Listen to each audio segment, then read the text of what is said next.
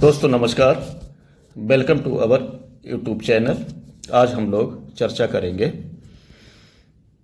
Correlation among different school subjects just like science, social science, mathematics and language. तो दोस्तों सबसे पहले हम लोग समझेंगे कि कोरिलेशन क्या होता है, सहसंबंध क्या होता है।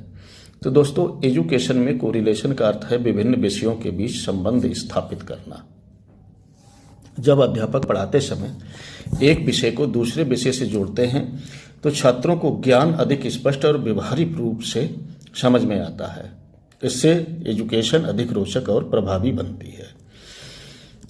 अब दोस्तों गणित और विज्ञान के बीच क्या सहसंबंध है, यानी कि साइंस और मैथमेटिक्स के बीच क्या कोरिलेशन है।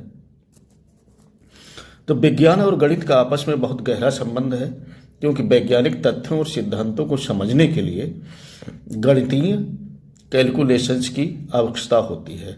फॉर एग्जाम्पल विज्ञान में मापन या मेजरमेंट के लिए गणित की आवश्यकता होती है। गति, बल, ऊर्जा, विद्युत आदि विषयों में सूत्र और संख्यात्मक प्रश्न होते हैं। वैज्ञानिक प्रयोगों के परिणामों को ग्राफ और टेबल्स के रूप में पेश करने के लिए गणित का प्रयोग होता है। अब दोस्तों विज्ञान और सामाजिक विज्ञान के बीच क्या सहसंबंध है। तो विज्ञान का सामाजिक विज्ञान से भी गहरा संबंध है, क्योंकि विज्ञान का प्रभाव समाज, पर्यावरण और मानव जीवन पर पड़ता है। फॉर एग्जाम्पल पर्यावरण संरक्षण से जुड़े विषय विज्ञान और भूगोल दोनों से संबंधित है। प्राकृतिक संसाधन, जलवायु और आपदाएं विज्ञान तथा सामाजिक विज्ञान दोनों में पढ़ाए जाते हैं। विज्ञान और तकनीक का विकास समाज और अर्थव्यवस्था को प्रभावित करता है।